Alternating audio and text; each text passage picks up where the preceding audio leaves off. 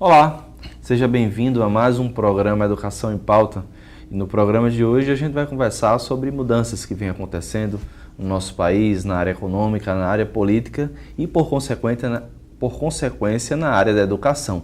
Para conversar exatamente sobre a produção de conhecimento em educação no contexto de estado de exceção e interdição dos direitos, eu converso agora com o professor Gaudêncio Frigoto, que é professor doutor adjunto da Universidade Estadual do Rio de Janeiro e professor titular em Economia Política da Universidade Federal Fluminense. Professor, seja bem-vindo ao programa Educação em Pauta mais uma vez, né? Bom dia a todos, é um prazer estar aqui. Eu acho que conversávamos aqui em off, que é um espaço importantíssimo de socializar ideias e debates. O professor veio para o primeiro colóquio internacional, né, de produção do conhecimento e educação profissional aqui no UFRN, e exatamente veio proferir, então, a conferência de encerramento que eu acabei de citar o tema. Professor, para conversar um pouco hoje sobre exatamente esse contexto, a pergunta que eu faço é: o senhor foi entrevistado no nosso programa em outubro do ano passado, né? Sim. De lá para cá, dentro dessas reformas, o que melhorou e o que piorou, professor? Essa é uma questão central, eu diria. Sem dúvida nenhuma, de lá para cá, nós vimos a que veio o golpe que prossegue hoje no Brasil, né? Na fala que eu vou expor logo a seguir, vou mostrar exatamente que a medida provisória que depois se tornou em lei, a PEC 55, e que hoje já é lei, que por 20 anos congela o investimento público com a inflação passada, na verdade significa que vai interditar por 20 anos todas as políticas públicas que tratam de direitos universais: saúde, educação, cultura, infraestrutura. Ou seja, é uma medida contra o setor público e, portanto, a esfera onde se pode cumprir direitos universais. Qualquer literatura mundial que trate dos direitos universais vai dizer eles só são possíveis numa esfera pública. E na modernidade é o Estado, ainda que um Estado precário, mas é ali onde a gente pode ter a igualdade de tratamento na saúde, na educação, e na moradia, etc. Então, a segunda medida mais drástica, nós voltamos ao século XIX, que é a reforma trabalhista, e que dá o poder absoluto ao patrão, ao capital, trata o trabalhador como se tratava no século praticamente XIX. E está em curso a reforma da Previdência. A reforma do ensino médio, da qual esse colóquio nacional e internacional tem como subtema, a produção do conhecimento, a questão da reforma do ensino médio, digamos, a contrapartida para produzir um jovem que minimamente tenha condições de sobreviver para o trabalho simples. Mas eu costumo dizer que é uma reforma que interdita a dupla cidadania. A cidadania política, que implica que um jovem, ao final do ensino médio, ele saiba analisar o contexto local, o contexto nacional, enfim, entender das relações sociais, entender a sociedade como funciona e lutar por seus direitos e entender seus deveres. Isso é cidadania política. E a cidadania econômica é incorporar a base científica, tecnológica, dentro da qual opera o sistema produtivo. Um Instituto Federal, quem faz o Instituto Federal e sai do Instituto Federal com o ensino médio, este ensino médio que se dá hoje, ele tem esse domínio. A reforma acaba com isso, porque inclusive é uma reforma contra a maior parte da população que frequenta a escola pública estadual, que não tem minimamente os recursos que a esfera federal pode oferecer aos seus professores, à infraestrutura e aos seus alunos. Então, de lá para cá, houve um golpe contra as classes populares, contra o setor público e contra os direitos básicos, até os direitos básicos. Vários organismos internacionais estão dizendo que o Brasil vai voltar ao mapa da fome. Isso é dramático. Professor, é uma pergunta bem retórica. Diante de isso, até para contextualizar um pouco para os telespectadores, ainda se vê muita gente não conseguindo enxergar esse contexto, né, de, quem sabe, um retrocesso mediante essas reformas. Como, dentro desse processo de educação, se há esperança, ou como a gente fazer com que essas pessoas possam enxergar essa sua perspectiva? Existe esperança ainda? Ou como fazer elas enxergarem isso? Sim, eu acho que existe esperança porque as contradições também vão aparecendo, né? Eu estava lendo um pequeno texto ontem de um professor que dizia o seguinte, que aqueles que apoiaram o golpe deviam pedir por coerência demissão do serviço público. Então, o silêncio de muitos que apoiaram o golpe é um sinal positivo no primeiro momento, mas é insuficiente. Eu acho que há que se trabalhar para ver que todos nós podemos cometer equívocos. Obviamente, uns não cometerem equívoco porque é sua ideologia. E, portanto, vão mudar dificilmente. Mas um indicador disto, que o telespectador pode tê-lo, e que não é a invenção da cabeça sua nem minha, é que a popularidade desse presidente, que foi um dos articuladores do golpe, é menos que 10%. Agora, o que nós temos que nos perguntar, o que é que mantém esse grupo no poder, se todas as evidências é um grupo que está implicado profundamente num saque do país e que, sejamos contra ou não a ex-presidente, eu, por exemplo, não sou filiado ao partido da ex-presidente, aliás, não sou filiado em nenhum partido, mas o que se argumentou para tirá-la é risível. Infinitamente menor, né, do que você em face a essa circunstância.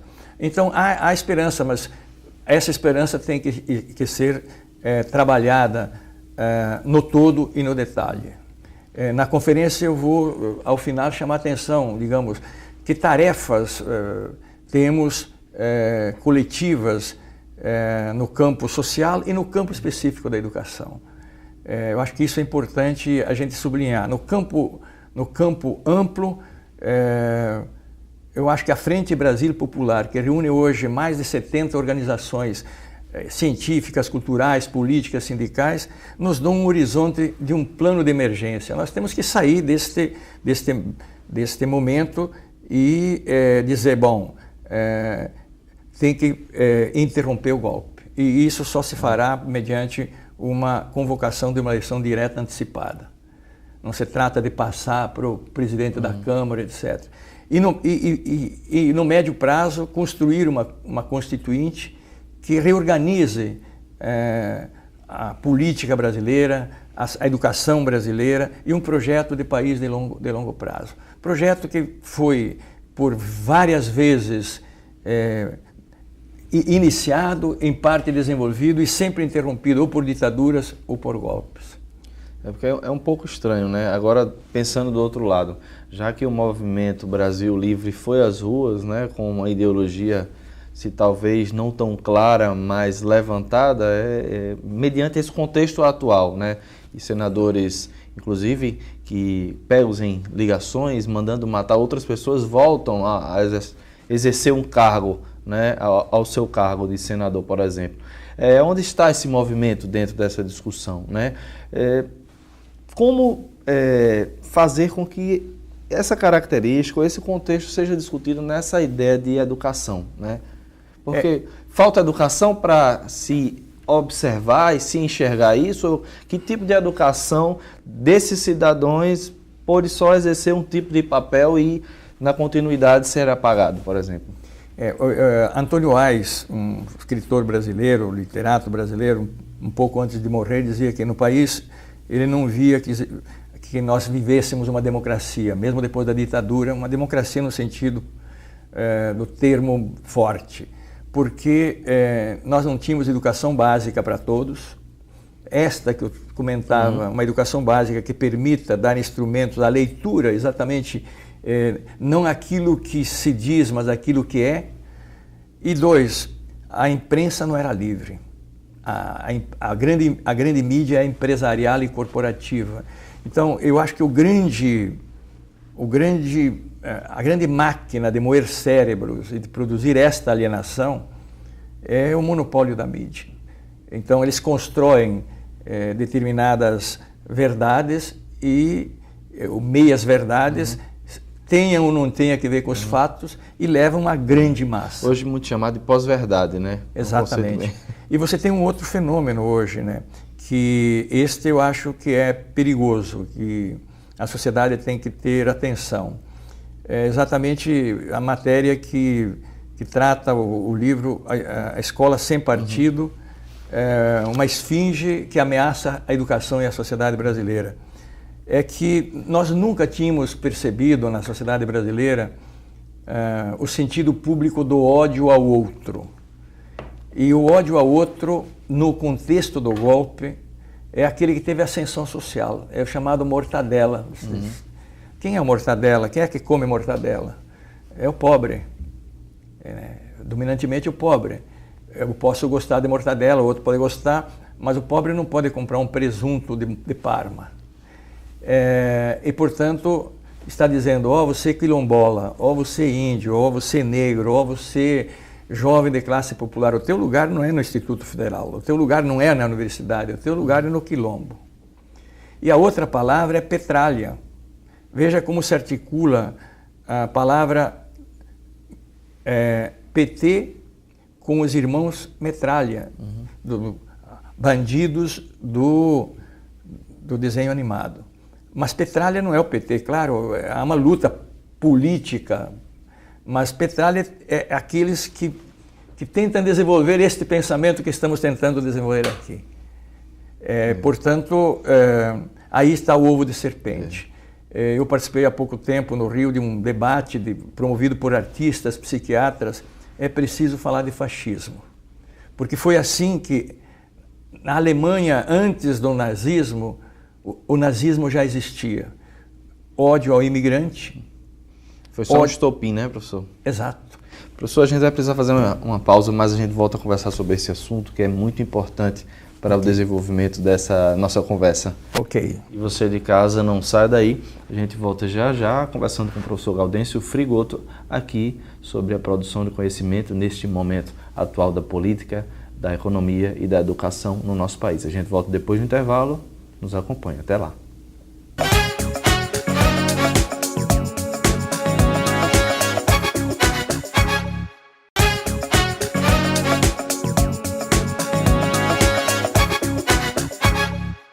Bem, voltamos do intervalo. Eu continuo a conversar com o professor Gaudêncio Frigoto, professor da Universidade Estadual do Rio de Janeiro. Professor, no bloco passado a gente estava conversando sobre exatamente esse caráter fascista, né, do contexto brasileiro. E a pergunta que eu faço, por que isso, né? Do ponto de vista de hoje, você tentar fazer uma crítica a esse governo que está posto e você já ser considerado, rotulado como se fosse de um governo petista, sendo que você está apenas criticando o governo. Por exemplo, esse é um dos vários exemplos, sem contar os mais graves que vem acontecendo com essa característica. Eu queria que o senhor pudesse desenvolver um pouco mais essa ideia. Eu acho que este foi o que foi produzido ao longo exatamente dos anos 2015 e 2016 para justificar o golpe, né? Quer dizer, as passeatas de as manifestações, melhor, de 2013 tinham um sentido. 2014 já foi um sentido orquestrado. Então, até há um texto que eu recomendo ao telespectador ir no Google, uma pequena crônica do Luiz Fernando Veríssimo, O Ódio. E ele chama a atenção o seguinte, dizendo que, ao ver a entrevista do Jô Soares, que motivou uma entrevista com a presidente Dilma, que motivou depois toda uma reclamação e um surto de ódio até contra o Jô, o Veríssimo diz, olha, examinando o que os governos do Partido dos Trabalhadores levaram a efeito com todos os problemas, mas tem coisas que seriam muito interessantes a qualquer sigla política. Distribuiu renda, diminuiu a pobreza, enfim, deu uma série de indicadores e fez críticas. Mas diz, contra o ódio não há argumento, porque quem defende justiça social já é signo de inimigo. Então, eu acho que esta é uma produção de uma pós-verdade, como você dizia, né? E isto penetrou, digamos, especialmente em quadros jovens. Esse é o lado. O outro lado é um lado também do fundamentalismo religioso. Agora mesmo um vereador de Curitiba está propondo algo que vai além do que é a lei que postula o movimento Escola Sem Partido, que rigorosamente até cai numa contradição, porque proibiria Machado de Assis, proibiria todos os grandes literatos brasileiros, mas tinha que proibir também a Bíblia, o Antigo Testamento, porque fala em Sodoma e Gomorra. Então, mas é um moralismo, na verdade, que esconde a ideia de que o conhecimento é neutro, a educação é neutra, e, portanto, se a gente vai olhar o campo da educação, ele chega a um absurdo. Esse grande defensor e que começou o movimento Escola Sem Partido em 2005, esse advogado Najib, ele define o professor como um burocrata, assim mesmo. É um burocrata que tem que dar o que está prescrito por outros. Ou seja, é um técnico nesse sentido. Né? Mas nem isso. É um burocrata. Quer dizer, o que é o burocrata? É aquilo que vai escrever o que tem o manual. A escola, ela tem que ser regulada pelo Código do Consumidor. E o aluno é propriedade dos pais. Né? E aí incita, inclusive, a delação e trata o professor como um inimigo. Então, isto nós nunca tínhamos percebido. Coloca Paulo Freire com microcefalia, enfim. Eu tenho aqui uma das decisões, né, da Lei 193 de 2016, né, 2016, de autoria do senador Magno Malta. Tem uma decisão aqui que é muito arbitrária, né?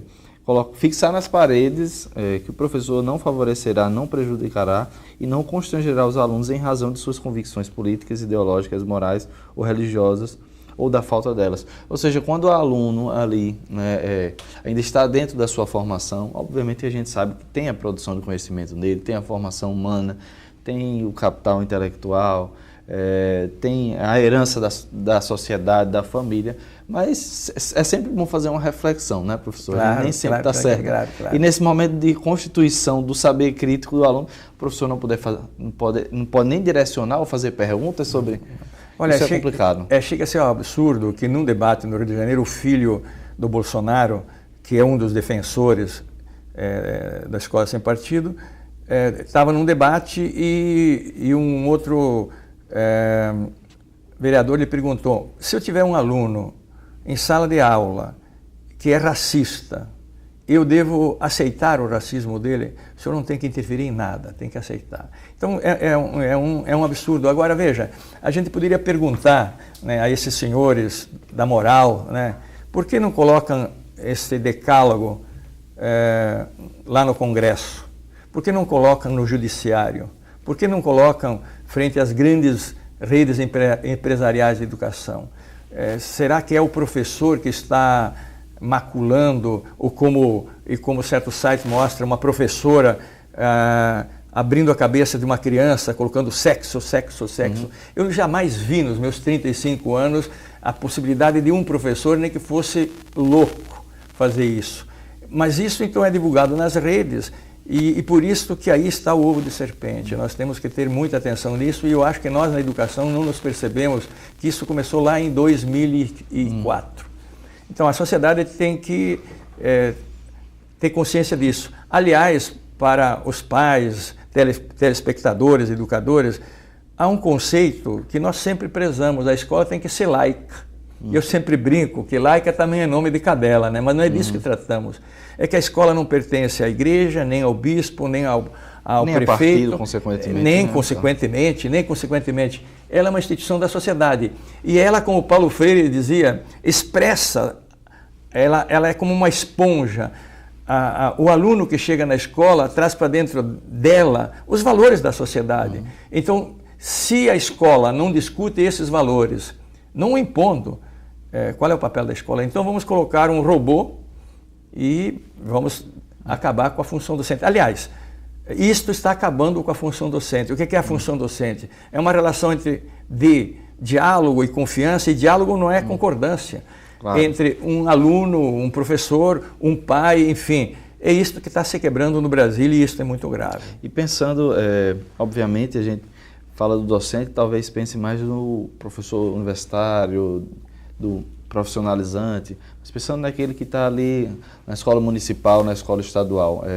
É uma função em crise, né, professor? Porque durante muito tempo a gente faz uma crítica a essa produção do conhecimento que as famílias jogam na sala de aula no professor como se fosse o solucionador dos problemas da sociedade. Ou seja, o professor em sala de aula com aquela canetinha ou quem sabe ainda com giz vai resolver o problema do mundo. Agora não, professor, você não resolve mais o problema do mundo, agora você é o problema do mundo. Então, ou seja, o que essa sociedade pensa sobre a formação?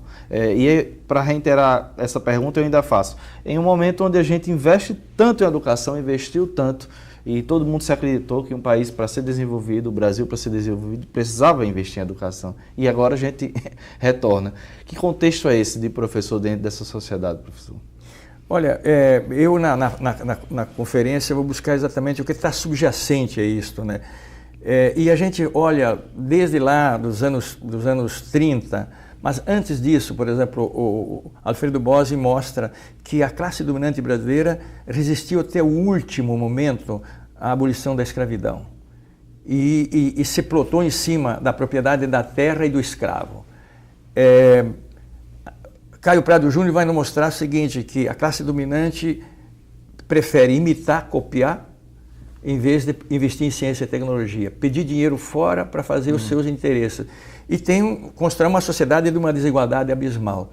Ou seja, você construiu um projeto ao longo da nossa história que Florestan Fernandes vai dizer de capitalismo dependente, de desenvolvimento desigual e combinado. Combina concentração de propriedade e riqueza e miséria. Para este projeto, você não precisa de educação básica, ou precisa um mínimo de educação básica. Então, eu costumo dizer que a não universalização de uma educação de qualidade, é o padrão, por exemplo, dos institutos, ou do Pedro II, ou de uma boa escola pública, não é uma falha da nossa classe dominante, é um projeto.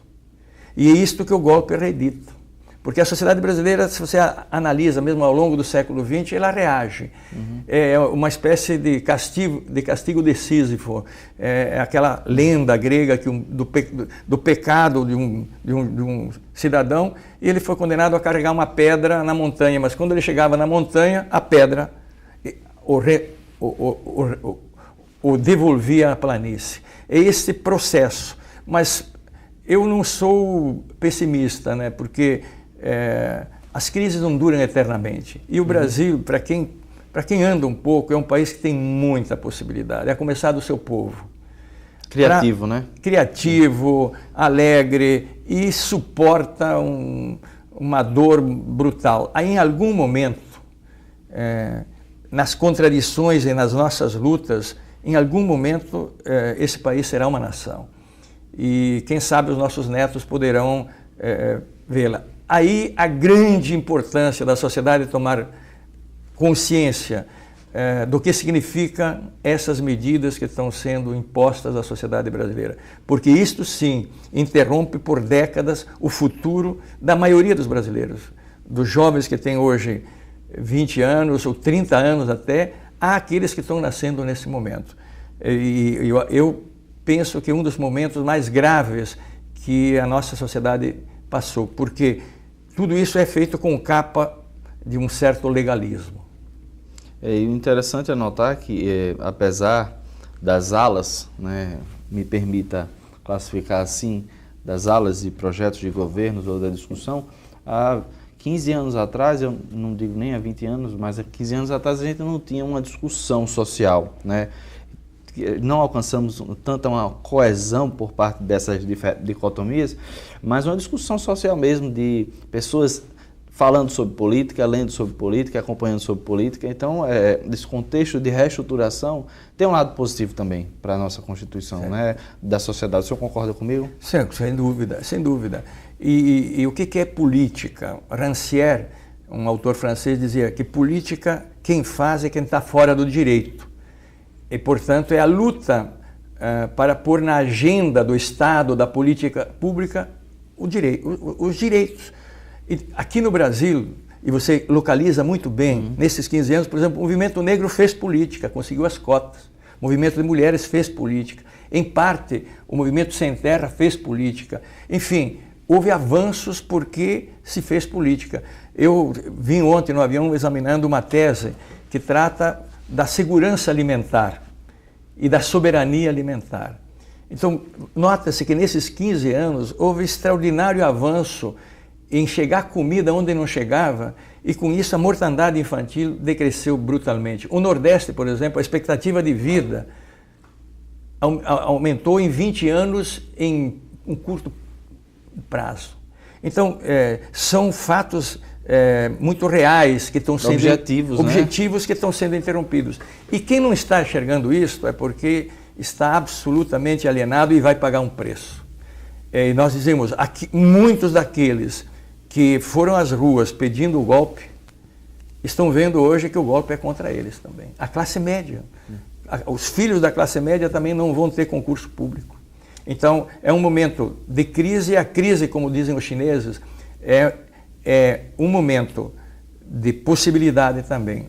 Entretanto, um outro autor italiano dizia o seguinte, que a crise é esse momento que o velho não morreu e precisa morrer, e o novo ainda não nasceu. Nesse momento, o risco é a morbidez. Nós estamos vivendo um momento de morbidez, e é preciso superar esse momento de morbidez e tirar da crise um salto para frente. Nesse momento até o silêncio é simbólico, né? Professor, muito obrigado pela entrevista de hoje. O nosso tempo acabou, mas é sempre importante tê-lo aqui no nosso programa. Eu que agradeço, e eu acho que esse é um espaço muito importante para a gente socializar ideias, e não com a pretensão de que sejam verdades, mas para que sejam debatidas em prol da sociedade, em prol da educação e de um país, de fato, que integre a todos numa igualdade possível. Muito obrigado, professor Gaudêncio Frigoto. E você de casa, muito obrigado pela sua audiência. A gente termina aqui mais um programa Educação em Pauta, fazendo o convite para na próxima semana você acompanhar mais uma edição do nosso programa. A gente se vê lá. Tchau, tchau.